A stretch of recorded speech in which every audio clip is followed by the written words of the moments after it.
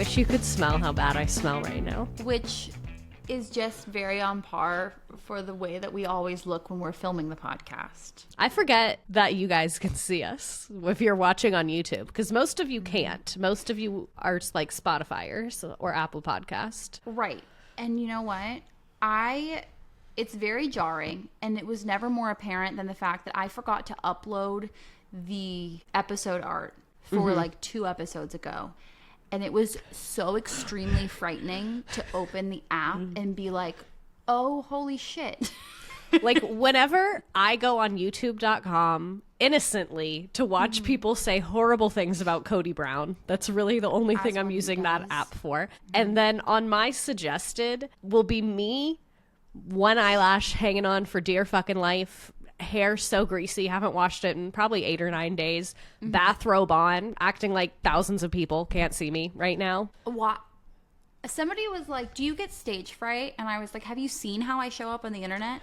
No. Like, no. I wish I did, perhaps, because sometimes I feel like I'll look at a video of me just looking absolutely like a troll, just not even in like a self-hate way, just in like a I look like I haven't run a brush through my hair. Like, just not like anything's inherently wrong with me, but just not in a good state of being. And then I'll see how many views it had on it, and I think about it like, imagine if that many people were sitting in an auditorium, would I walk on the stage like this? Because whenever I do stand-up, it'll literally be like 40 people, and I'm like, no, I need the Fenty foundation on my whole body. Of course. But on the internet, where it's hundreds of thousands, hi. My most viewed video ever, actually, has 15 million views, and it was after a day of teaching where it was so fucking hot in my room. My eyeliner is literally melted down my face to like my cheekbones. 15 million. You're beautiful in every single way. We're gonna get copyrighted. Shut up. I can't split revenue with the random person who made our intro song and the guy that sings that song. I split revenue with John Gosselin. Oh, that's right. But what an honor. I know. And I followed him on Instagram, and his story, like, because I was like, hell yeah. And then I followed him, and then every time I see him post on his story, I'm like, yeah, you are a middle-aged man. I hate when they do that. Like, it'll just be him with some horrible sunglasses and a baseball cap, and he's like, great day at restaurant. And I'm like, okay. They're always better in our mind, you know? I'm going to mute him right now, actually. Matter of fact. Speaking of. And that's what we do on this podcast. We get shit done. Speaking of, we sat down today and we were like, listen, what do we want to do today? What do we want to talk about? We just want to do crime again. Crime. There's just so much crime out there. Education is like Gotham. There's just so much fucking crime. Also, I'm very new to the world of Gotham because now I'm marrying a man, so I have to fucking watch some of those things sometime. Why is it always raining? Every fucking thing we watch that's set there, it's goddamn raining. If any of you are looking for a show, because like when I make my fiance watch 10 to 14 hours of Real Housewives, and he's like, can we watch one thing that I like? You got to think of something that they think they like, but you'll actually like it. And I have a recommendation if you are on this boat. It's called The Penguin. And it's like a spinoff about one of, I don't know which superhero is Gotham, but it's a spinoff of like a side character. So it's like, oh, well, we're fucking in Gotham. The characters, man. But isn't the character literally the Penguin? Isn't that the guy? Yeah, that's the guy. But it's like actually very compelling writing. And like, I love a show where you can tell there was a woman in the writer's room. Like some of the female characters are written very dynamically, which is a rarity in the superhero universe. So if you are a woman that's being subjected to superhero media, may I recommend to you The Penguin. Amen. I would love to see you get deep enough in this shit that you can do a stream, because when my husband puts on stuff like that, I make him put it on YouTube and put it in his AirPod. I'm like, I'm not watching that. Well, you have children, so he shouldn't be watching TV ever. So right. He doesn't have rights. Like it's your rights are done. Nope. When it's night time and I have my special drink and my television show, I am watching somebody be murdered. And I am sitting on that couch and nobody is we have 2 TVs. There's a TV in this room for him and a TV out in that room for me. And we are not hanging out. I need him to not touch me or look at me or breathe on me. I think we have some shows we watch together and then other shows that we like can't tolerate from each other, so we watch those separately. And I think especially when you have children, the TV just moves to completely separate. Like it becomes a sacred space that's like personal, like therapy. Yes. You know, I used to, before I was married and had a million children, I would think to myself, like, I will never be annoyed with him. We will hang out every night. We are best friends. We are still best friends. I love him very much. I want that motherfucker so far away from me. I woke him up the other night and I was like, you need to go in the other room. The middle of the night? Middle of the night. He has a snoring problem that cannot be solved because it's not apnea. They wanted my husband to go on a nasal spray every night, and I'm a psycho, and I was like, no, he'll be addicted to that. He can't have that. Okay, but no, people actually do get addicted to nasal spray. My opera singer brother is literally addicted to nasal spray, and I was like, I can't handle one more thing going wrong in my life, so I cannot have a husband that's addicted to nasal spray. Even though that's like pretty minor of like problems, but it's straw that'll break the camel's back. We can't. It would be that thing that was just over the edge. I'm the snoring part, and I'm like, if you get up, like that means you hate me. So fight through. I snore too. But you know, I'm trying to do mouth tape. It's not going well.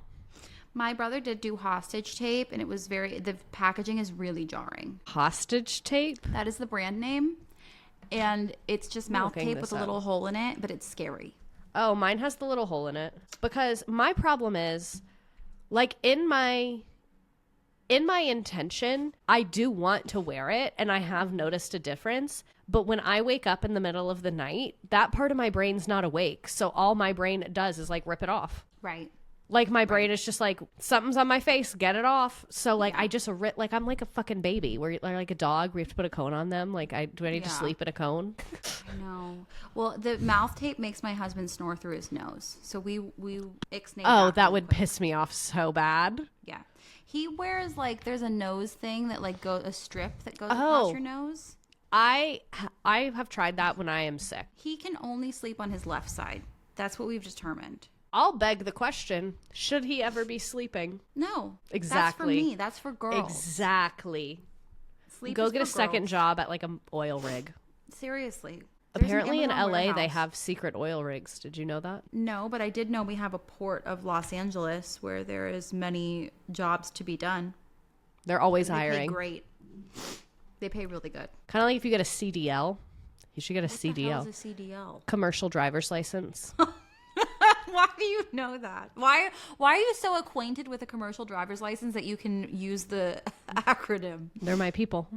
I want one so bad, but the classes are like kind of expensive, and I don't want the job. I just want to have it. So it's like I shouldn't invest in something like that. My pap drove truck, and that is the most country statement I've ever said. But my dad drove truck without ever getting the CDL. Scandal. Did he start when he was like 15? Of course. As you do. Obviously. What else? Yeah. I think my pap drove truck because he didn't want to talk to my grandma. Anyways, let's talk about crime. Because he snored. So guys. Hey guys. This is Teacher Quinn. Hey guys, the state of our schools are not good, and laws are being violated. Yeah. If you think it's bad when they take away laws to protect students, you're going to hate how we tell you that none of those laws got followed to begin with. So, big laws and small laws. Local laws, federal laws, county ordinances, many policies. Oh my God, many. The Ed Code, who is that? We don't know who that is. Here we go. What kills me is I have taught in public school in 2 different states. I've taught in public school for 5 years. Mm-hmm. You are the only person who I've ever heard say the Ed Code. No single person at my real job has ever once brought that up. Ever. Well, no. And why would they? I think if I was like, hey, do you know what the Ed Code is? They'd be like, how'd you get in this office? When I was getting yelled at about the Pledge of Allegiance, as I told you on the last episode. That's why I knew about the Ed Code. Because somebody was like, it's in the Ed Code that you have to do that every day. And I was like, shut up. Somebody just pulled a gun at pickup yesterday, okay? Someone had a gun at pickup. I don't give a shit about the Pledge of Allegiance right now. So also, even if I did give a fuck about the Pledge of Allegiance, it seems like y'all don't give a fuck about the Pledge of Allegiance. Liberty and justice for all, for all, for all, for all. And now you're mad that I brought that up? Don't gaslight me. Don't gaslight me. You made me learn that. They forced us to. My God, this sweater really is masking the pitters that I have. I feel the breeze under my pits, and I know that there's pitters under there. What is a pitter? When you're sweaty. Oh, that's my whole body right now. Oh my God. Did I tell the story on the podcast about the smelling? No. If I did, I need to tell it again. When I was pregnant, my husband smells so weird. Like it's bad, but it's not like a BO. It's not like a poopy. It's like it's kind of when you smell a candle and you're like, why would you make that a candle? Like it's not bad, but just like I don't particularly enjoy it. It's just very specific. Right. And the longer that I smell it, the more upset that it makes me that it doesn't smell good. And my husband smells so good to me typically because we are such a wonderful biological match that obviously he smells good to me all the time. That's why we have beautiful children. Moving on.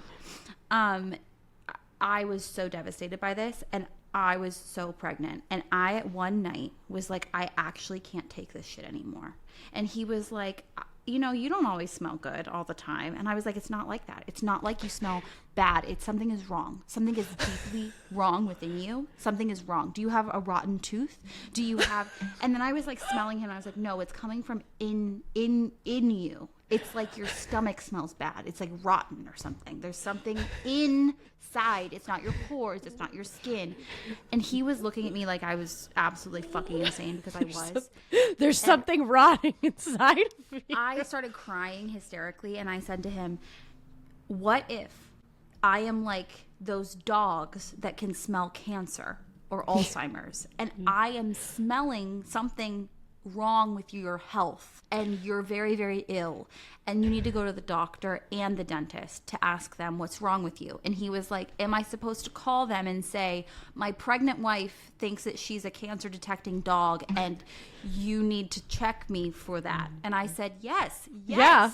You need to. Something is wrong with my husband. You're like, have them go to Turkey where they just do the whole head to toe. Something. I was like, you need to fix this, and I'm bawling. Anyways, we figured out that it's whenever he drinks milk. Maybe he's lactose intolerant. It is simply whenever he drinks milk, because whenever the girls drink milk, it didn't do anything to me. Men. Yeah. Well, actually, Jay did smell like the milk smell a couple times, and I was like scared. I was like, am I going to think my baby smells like my husband when he drinks milk? And then that spiraled me out too. Lock her in the backyard. Lock both of them. They'll have a beautiful life together. Enough out of me.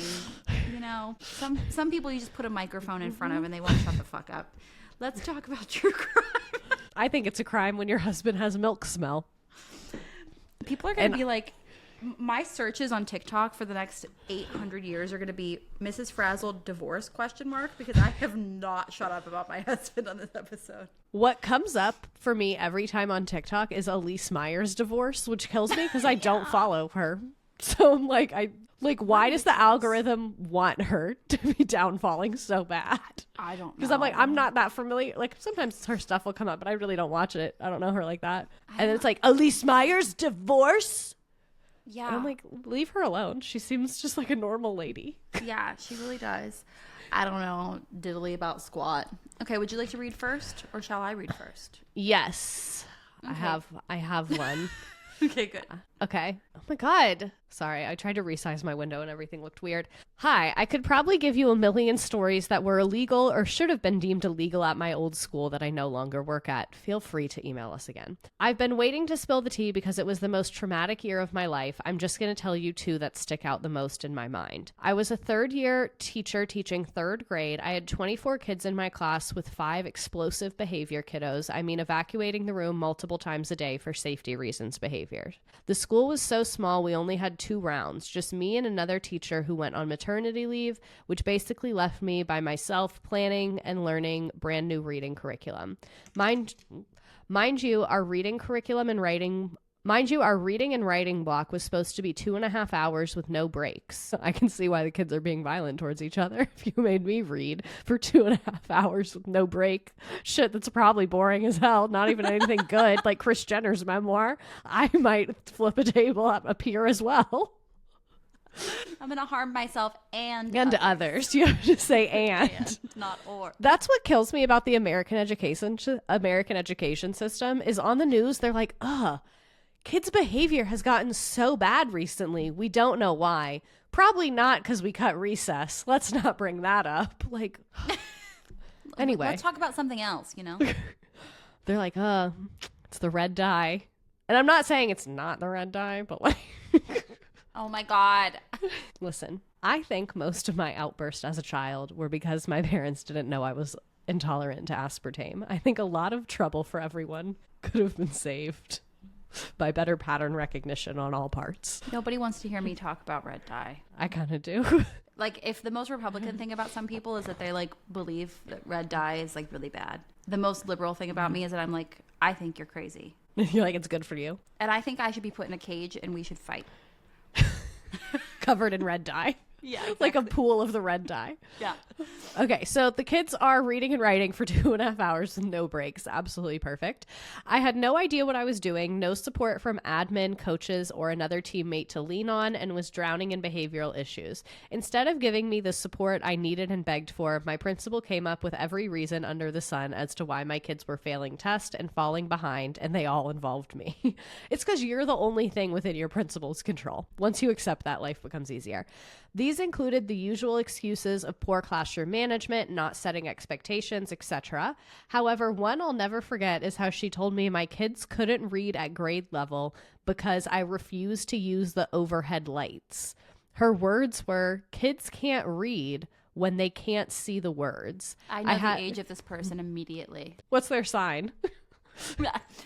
All I know is they are my mother's age. I hate an overhead light. Me too. I hate it. I don't turn that shit on. My old room had a lot of windows, so I would only turn on, we had a way to turn ours on where like my lights have like 3 strips. Only the middle one would come on at like half fire. And that's how I would leave it. And I wanted to get those little fabric covers, but apparently they like cause fires. Fucking whatever.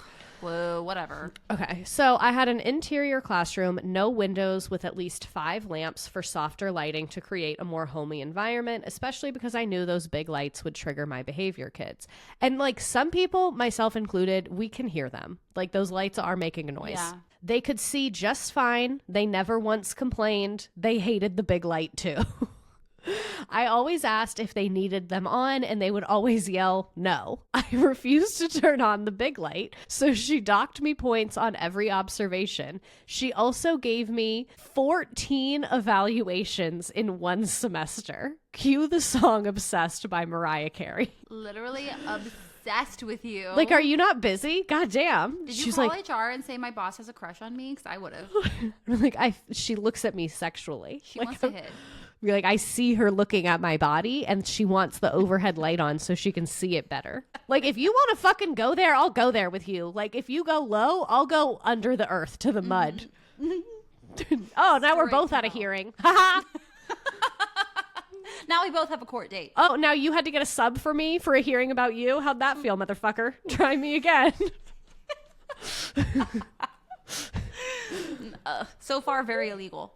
So that is their story number 1. Moving on to number 2. Wait, the illegal part is that they... What is the illegal part? She said that it feels illegal. I don't know if there's actual crime. She said... I deem it a crime. Employee harassment. The other happened at the end of the year. I had met with a student and his mom to discuss his behavior and come up with a solution to help him. My principal made me schedule the meeting and was supposed to attend, but no-showed, so it was just me. That should be illegal, and I've been in that boat. Not at school, but in corporate America many times, where a sales manager would be like, schedule a meeting with this client, and then the client would get there, and I'd be like, we just missed ya. Just missed ya. Okay, so the meeting went great. We made a visual that he was excited about and mom was happy. I was very proud of myself for doing it alone. The next day during my planning, which is at 8 a.m., I went to show my principal the visual just to confirm that I met with mom. That was your first mistake. You shouldn't have done that because they didn't show up. So clearly they don't give a fuck. So you should have matched their energy and not brought it up. But anyway. Care less. My principal dismissed my visual and work, immediately pulled me into her office, which she has done many times during my planning to ridicule me or make me cry from telling me how bad of a teacher I was. I wasn't surprised to see a rep from HR was sitting there. I had already resigned from the district at this point and just hadn't sent the formal email to my principal. The HR rep basically tried to non-renew me, but I had technically resigned, so it backfired on her. After the meeting, the rep asked me if I needed time or someone to watch my class when they came back from specials. I replied, "This is actually the least traumatic thing that has happened to me in this office. I'm used to having to wipe my tears that she has caused before 9 a.m. and then teach all day." Oh my God, it's so sad. I love you for saying that to HR. I love, like, HR... Even though HR sucks, I have encountered individuals in HR who are very good at their job and professionals and want employees to feel safe and happy and taken care of and whatever. So I think that was very professional and nice of her to offer to have someone watch your class and give you a few minutes. Yeah. And I just wish I could have seen her fucking face when you said that. It would have been so good. But yeah, they said those are the things that felt illegal but technically weren't. And that, yeah.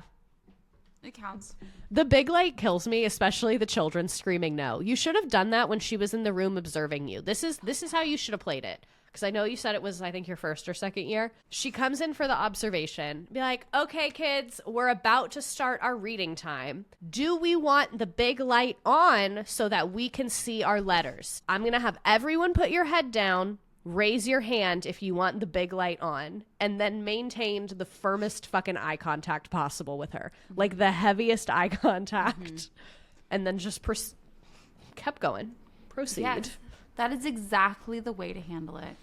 God. Okay, let me see here. What do we have? So many true crimes. This one says illegal theater production, and I want to read that one because I went to a theater school growing up that not only was I groomed horrifically, but they always did illegal productions of shit.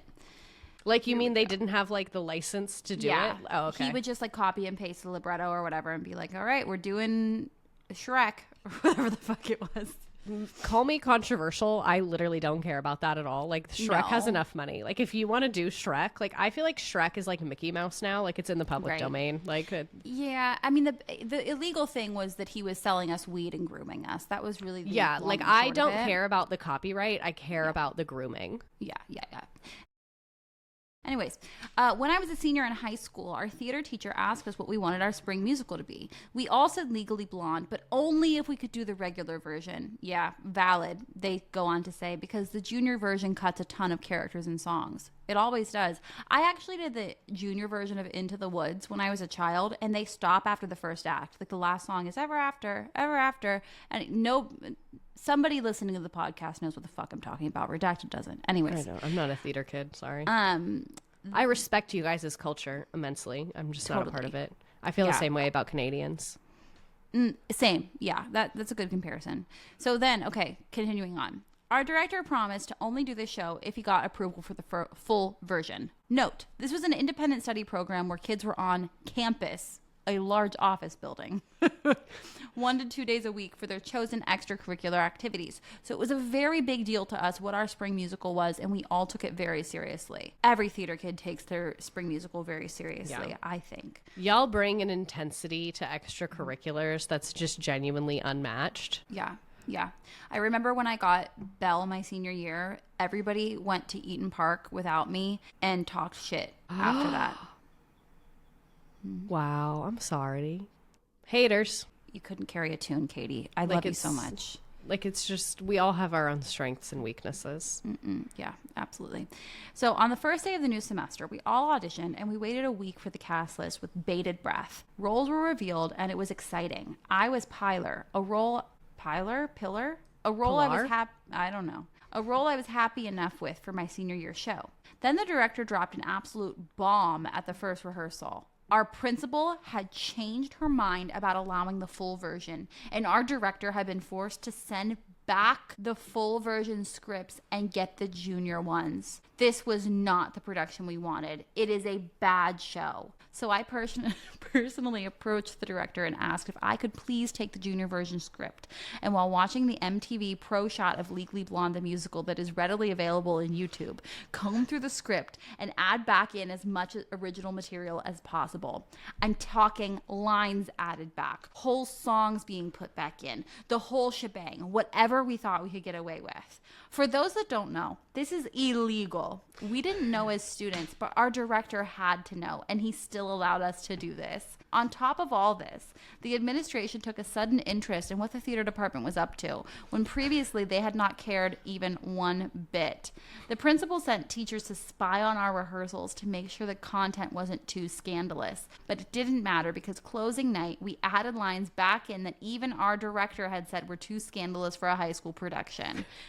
Miraculously, no one got in trouble, and it was an extremely fun production to be in. But looking back on it as an adult who went on to minor in theater in college, I now know this was super illegal and unhinged, and we should have just picked a different musical to put on. No, I disagree. You know, the things that we did as high school theater people were absolutely freaking insane. Like, I was in a probably illegal production of Rocky Horror Picture Show at 15 wearing lingerie. I bet you looked awesome. I bet you, in that moment, you were like, I feel so fucking cool. I didn't even look a little good. I have the pictures on a private album on my Facebook that I go back and look at from time to time, and I'm like, not even cute, if you're wondering. But anyways, wow, the things that we did, and we just didn't realize that they were absolutely very, very strange behaviors. Well, what are you going to do? Theater kids are a really specific type of weird that I deeply appreciate. I wish we had them at my school, but they're like, because we don't really have a theater program, so like we have them, but they don't know they're a theater kid. They're like not, like I see it as like a little twinkle inside of them, and I'm like, if we had a theater program, you would like be like ascending into such an intense person, but like I see you. I can always tell when we watch Hamilton, some of them will get like really excited.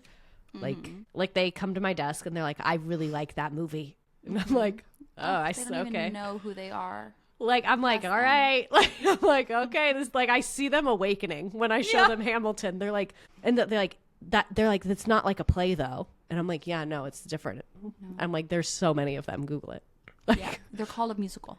I'm like, Mamma Mia, personal favorite of mine. Oh my God, yes. Look up Stephen Sondheim. Tell them that next time. Have you ever seen, I obviously can't say this to children, but it is one of my favorite shows, Kinky Boots? I have not seen it, which sounds horrible. But there's a lot of shows that I always thought I would go to see on Broadway that I've never seen.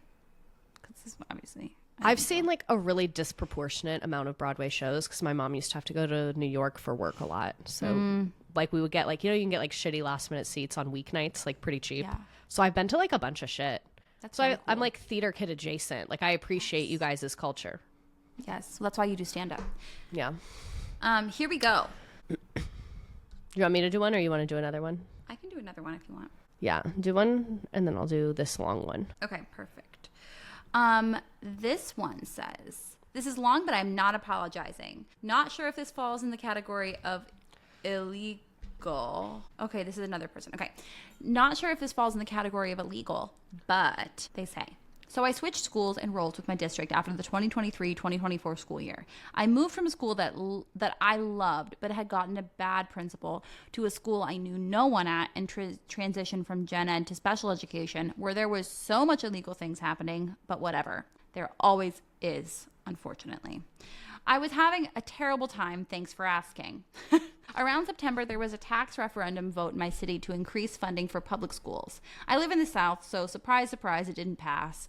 Because it didn't pass, all the schools in the district were going to lose units. Instead of losing the random people at CO, but y'all already know they weren't going to do that. My principal basically told me that without saying the actual words that my job was going to be cut. She said, look for anything else in the district. So I was already hating my life in special education because heaven forbid I forget to capitalize the right letters in an IEP. I'm exaggerating, but only barely. So I applied all through the district and took my dream job as a library media specialist. I don't understand. I don't know about the capital letters joke. Please. No, I think she means like, I know in IEPs, a lot of districts and like admin are really psycho about them because it is a legal document. So if you make like one little typo or like capitalize something incorrectly, so like, let's say like the name of the school, like if you put like redacted high school will provide, but you didn't capitalize redacted high school, your admin might be like, that's fraud, it's fraud, you're fucking up, we're gonna get sued. Like things that like are really not that consequential, but I guess technically it is a legal document and capitalization does legally make a difference. So like Oh shit. Because I think like it's a lot of pressure. if it's not capitalized, it's like not the true name or something. I don't know. Like I know it could make things, especially with capitalization of names and things like a student names. Like I get it's important for it to be good, but I think like to a point, like if you're writing, like my friend had to write 16 IEPs this year. Like there's going to be a mistake somewhere. Yeah. Like you're a human being. You're a human being. Anyways, okay, continuing on. Oh no. Fast forward 2 weeks after the school year ended, and I read the board meeting minutes, as I always do because I love the tea. Same. And not only did they hire someone for my job, but it was one of the teachers on my caseload. My job wasn't being cut. This redacted, she says, but not you. I'm assuming she meant the word bitch. What if it was me? Like, what if like one of my coworkers wrote in? It was you. This bleep just wanted to fire me without actually firing me. I was so hurt and offended and betrayed, as you should be, because it's actually illegal to not woman up and just do what you need to do. That sucks. All in all, I low-key hated my life on that role at that school, and I have my dream job now, so I'm very happy everything worked out the way it did, and I'm not sure if what she did was illegal, but it freaking should be. Anyway, love you. Bye. Pretend you don't see my email signature with my new school name, okay? I don't see anything. All right. There you have it. Do you want to read one? Yes. Or do you want me to read one? This is a long one. I'll read this one. I love their first line of it because it's so me. This feels minor in hindsight, but it still bothers me. Exactly. That's what this is all about. Exactly. In 2022, I was doing a practicum at a relatively large charter school in my city. It was ... not good. During a staff meeting, which we were required to attend, we were told that count day was coming up. In case this isn't common language, count day refers to the days that a state uses for official attendance numbers for budgetary purposes. Being absent on count days means that students are not counted towards our school total and we can miss out on funding from the state.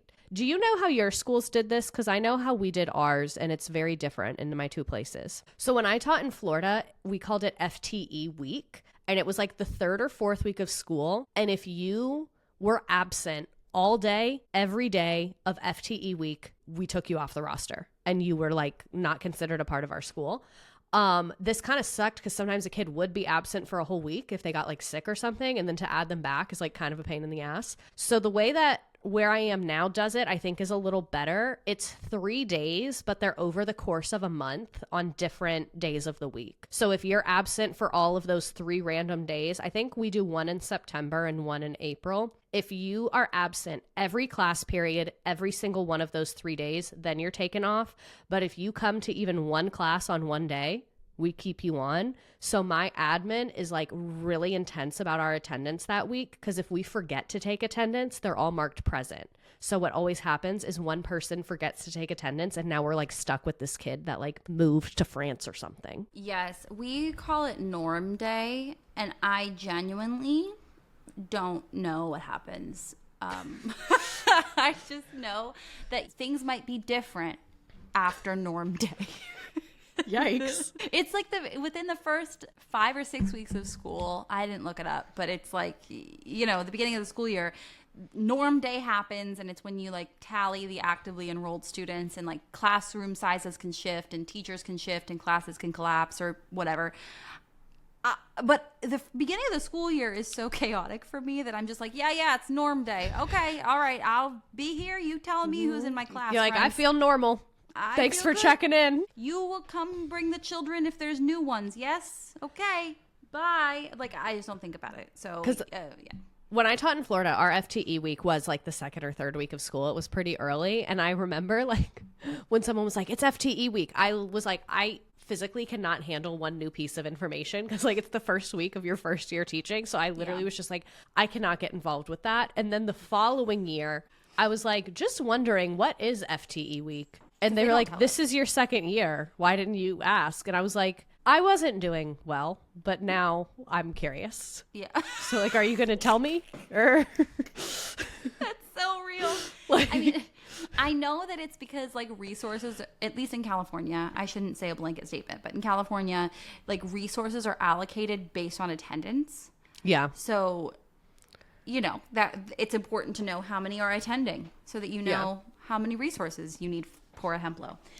So yeah, I don't know. Because for high school, we care about it for two reasons. One, because of resources, we get money based on each kid. But honestly, the part that my admin has cared more about is that if that kid is on our roster and we don't standardize test them, we can get in trouble for that. And then it'll bring our graduation rate down. Because then, like, if they're on the roster but don't graduate because they didn't take any tests. So that's why they're like, get them out of here. Like, Yeah. Yeah. okay. But Okay. back to the people. So they said about the count day, in case this isn't common language, this refers to when they get their official attendance numbers for funding and whatever. I had already seen some shady attendance policies. The school didn't count tardies at all for middle school. Unofficial policy was for you to mark a student present, even if Unofficial policy was for you to mark a student present if any person had verified that they were in school at all that day. In my law, the state explicitly states you should only mark a student present if you have seen them in your classroom during instructional time. I've seen this happen as well. Because, like, if it's middle school or high school, they have multiple periods. You can be marked absent in one and not in another one. Because sometimes I'll have a kid in my class and they have a little absent in a previous class. And I'm like, what happened there? The assistant principal of this middle school told us, and I'm quoting to the best of my ability, make sure to mark a student present even if you see them later on in the day, and winked. Years later, I ended up taking a job there because no one else would hire me. Not only was that assistant principal still working there, but I had learned that in the years since that meeting, the entire district had been audited by the state. It was so egregious that we had our attendance audited every 2 weeks. I have since quit that job and found a job at a public school where I got a raise of about $8,000. On my way out, I recorded a meeting with my principal. I'm in a one-party state. That means you can legally record if one party consents. He told me he was upset I didn't ask him to record. I told him our state has one-party consent laws. I have a recording of that meeting somewhere easily accessible. If you want the tea, please send it to us. We will literally play it on here. He tried again to get me to stop recording. I didn't budge. He moved the conversation topic after that. I truly believe he was trying to intimidate me into not recording because he knew he wanted to say something shady. Another story about this place, if you're curious, this is not illegal, but it pisses me off. One of the big controversies about this school is that they talk about restorative practices, but do nothing for discipline. Oh, you're going to get me riled. You're going to get me so riled. It's extremely egregious, especially as someone who is pretty well educated on restorative justice. While I was there, I had a lot of conflict with our, quote, restorative coordinator. He was a friend, not an adult, to most students. I once called him out during a lunch meeting because he said we should be calling more parents. I asked how we can call more parents if we're in meetings like this. He apparently was very hurt by this interaction. His solution was to call a meeting so that he, the AP, and I could work through our differences. This meeting went poorly. His hands shook the entire time. He counted the number of referrals I've sent. It was weird. In my rage that night, I had a friend with a secret LinkedIn account look for his resume. By the way, if you guys ever want me to do that for you, Miss Redacted is on LinkedIn and she will peruse. And I've been debating getting the premium one. This might push me to get it.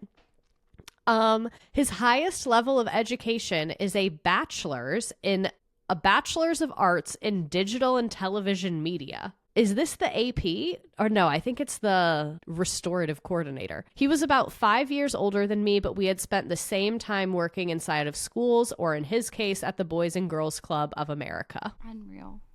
It's the bachelor's of art in television for me. I feel like we need to go into LinkedIn's more. That just inspires me to check that out a little more often. I love looking at people's LinkedIns, especially like if any visitor comes to our school, I'm pulling up that LinkedIn. Oh, that's a great idea. Like when that guy that told me to put the student feedback on the wall looked at his LinkedIn. And you were like, I know more than you.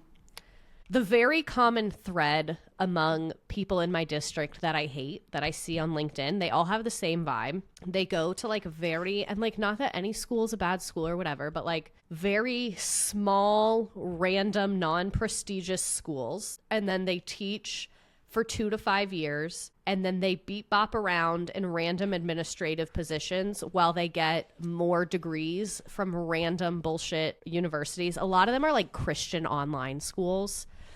And then they get like the masters in educational leadership and like the different little cloudy ass email signature degrees.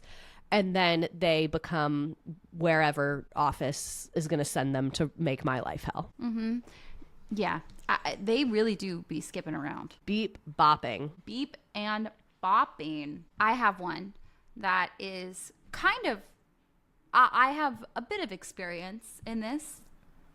Not quite this bad, I don't think, but oh my God, sounds very familiar to me. Here we go.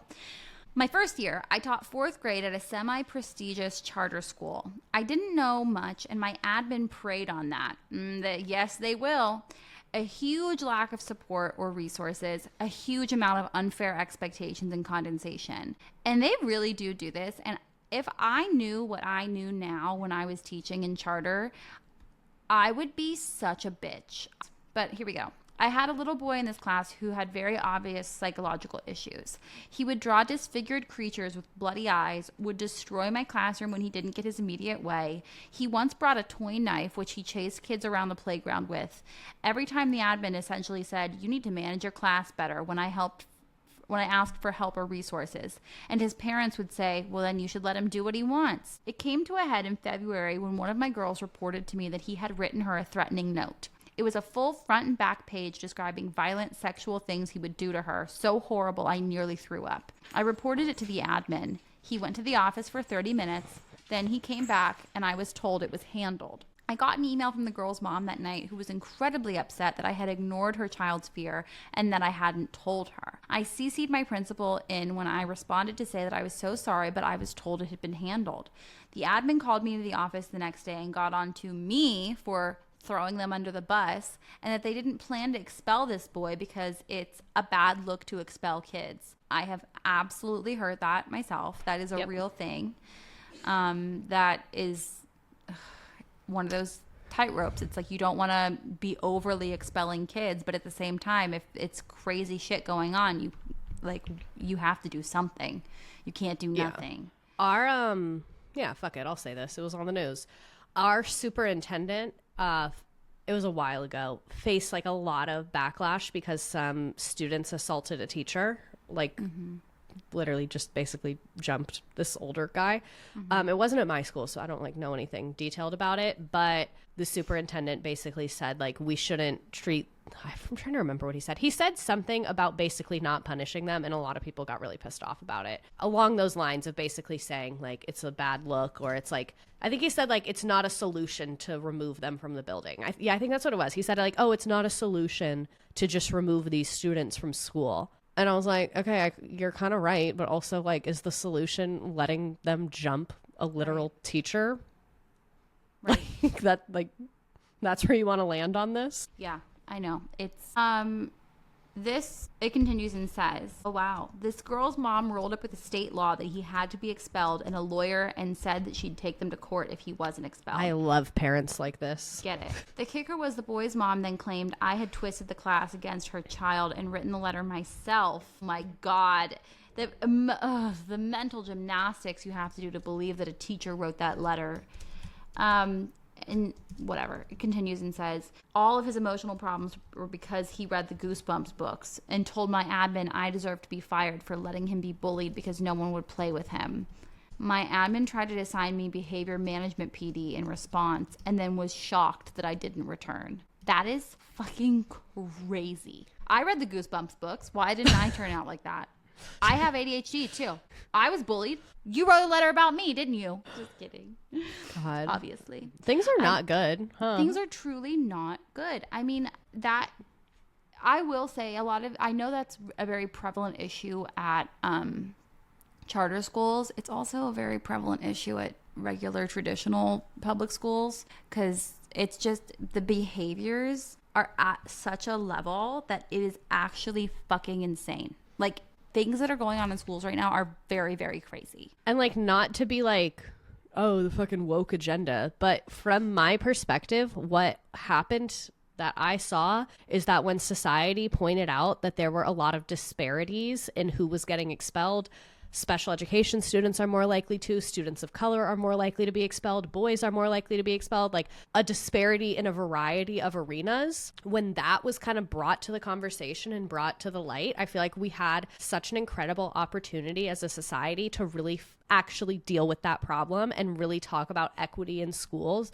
and how to make safe schools for every single student. And instead, what happened is district lawyers basically told the superintendent, we're gonna fucking get sued, cut this shit out, stop giving any punishments for anyone, because everyone is so paralyzed by like an inability to talk about equity and to have real conversations, and so afraid of lawsuits that we just now go to this place where there's no consequences for anything, which in my view is inherently more inequitable.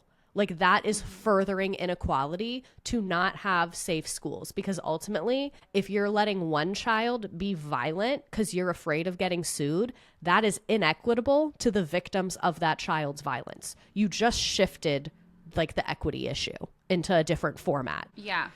And I, not to self-plug, but I wrote a Substack about this. It's in the Substack I wrote about the school to prison pipeline, but it's also about it's like the juxtaposition of like, we know that this is a problem. We know that there are certain groups being inequitably pinged with like discipline, and it's inequitably harsh. Like, it's harsher against certain groups of people. Like, obviously kids that are black and disabled and people of color and blah, blah, blah. All of that stuff that we know, we've talked about a million times, but it is such, like you said, a disservice to them. It's really frustrating to be in that position, because I was really sad my last year teaching, because I had a student who he desperately needed help. He had needed help since kindergarten. I actually had two of them, but one student was black, and I had the school psychologist look at me and say, we cannot put another black student on an IEP because it's a bad look. And like, that's horrific. So then this child doesn't get the services they need because it'd be bad PR? I freaked the fuck out. I was like, this child his family has been begging for help. And to have the psychologist who's supposed to be helping not give him the services he needed was so fucking heartbreaking. And it's like, I understand that there are inequities, but for you to do that is so fucked up. And like, not help him because of that. I think an appropriate way to handle it is like this conversation I had. This was a long time ago. I had a student who was being very, very, very disruptive, making threats towards other students, had gotten into tons and tons of fights, not in my room, but in other ones. And I don't remember who it was. It was either an administrator or a counselor made a comment to me. And y'all know I teach in a predominantly black school. So this comment was not the best thing I wanted to hear as an educator who cares about her students. But they basically said something along the lines of like, we were talking about this student and the issues that they had. And this person at my school is basically saying like, oh, so like all the other black men, we're just going to like punish them for this and whatever. Basically, kind of, they didn't direct it at me. This was in a meeting with multiple people, but I did feel it in the sense of like, it kind of felt like they were trying to accuse me and the other people in the meeting of just like shoving this problem away. Like, we didn't want to deal with it. So we just wanted him gone. And like, I was never advocating for him to be expelled or anything. So they were like, oh, so it's just going to be like another black child that gets kicked out of school, is I think what they said. And the way I approached the conversation is I said, like, I firmly believe that the other 29 black children in this classroom deserve to be in a space where they feel safe and are not afraid. And so I said, like, do those other 29 black children, are we just going to accept that they have to live with that violence and they have to live with that fear? And that's just fine. Because to me, like, that is inequitable, that I think like if people have this perception that like, oh, there's violence in this school, like the vast majority of these children are not violent. Why are you just accepting that they have to be in an environment of chaos and violence because of socioeconomic, race, ability, disability, whatever, that you're just accepting, oh, well, this environment is an environment with violence, when like we can and should want better for children, and kicking children out is not the solution to violence, but doing nothing is even less the solution to violence. It's a disservice to our kids, and it's insulting. And that's insane about the comment about if we put another black child on an IEP. I've never run into, like, no one said anything like that to me. That's crazy. I went insane. I was like, I was so upset by that, because for a million reasons, but I was just like, what are you doing? It was just such a clear-cut case of, we have all of the data. We have everything for this child to get the help that they need. Receipts, timeline, literally proof, for fucking years. everything For years. And like, his kindergarten teacher was coming to me and being like, I cannot believe that we still haven't gotten help. So happy ending, he did get help the next year, and he is like kicking ass. He got moved to a new school that was like would be able to help him and meet all of his needs in the same district, and he's just crushing it. That's good. I love when children get the services they need, and then you just like see them excel, and it's so horrible when you see children that don't have the services they need, and you're just like, oh, Jesus Christ. Yes, because he was such a cool kid in the sense that, like, yeah, he couldn't read, but he was so emotionally intelligent. He was so kind and so enthusiastic about school that I was like, you're going to be a really cool adult one day. Like, I could totally see him growing up and becoming like some kind of like a speaker or an artist or something like that. And I was like, school's going to be a blip on your radar, because I just feel like you're going to grow up and do really cool shit, you know? Yeah. And apparently he's well on his way. So that's good. But God, it's just the things that we see. It's like really horrible. And that's why we're really going to keep doing true crime, because like, I'm tired of witnessing literal crimes. I'm tired of witnessing laws being broken.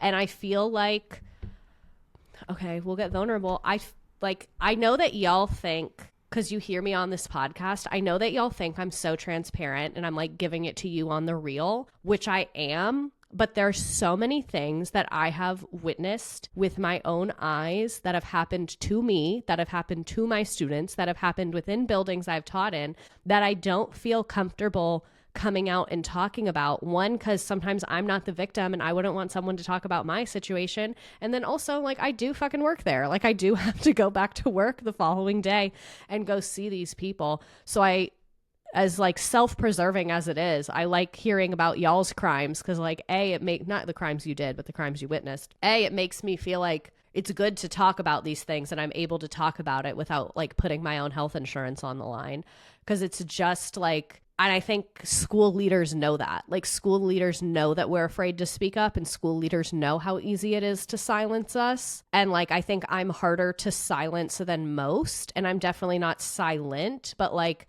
I don't tell y'all the worst, probably 15%, because like, that would just open a Pandora's box. And it's like, so many things that y'all submit I have seen with my own eyes in my own buildings. Like, that's why sometimes I wonder, like, oh, do people lie when they submit things to us? But I'm like, even if they are, like, that has happened other places, so I feel fine talking about it. Right, like, it checks out because you've seen it. And one thing that I know that I've said this before, but like, since leaving the classroom, I've been able to talk about so many things so much more than I would when I was in the classroom. Because like, you just can't go there sometimes. And it also comes down to like, are you going to basically air out this stuff and maybe lose your job, or are you going to stay and be a person that can fight for your students in meetings like the ones that I was in, where you can go in and be like, you're fucking crazy. Advocate on the day-to-day. Yeah. It's like, you can advocate broadly and loudly, or you can stay in your school and you can advocate for them while you're there, and both are very valid, I think, but it's just different. Yeah. So much to think about. I wish that we would follow laws, but maybe one day. Probably not today or within the next couple of years, but soon. And it's these little laws that are also like so easy to break. Yeah. Because they're just like fudging one thing here and one thing there. It's like, We see you.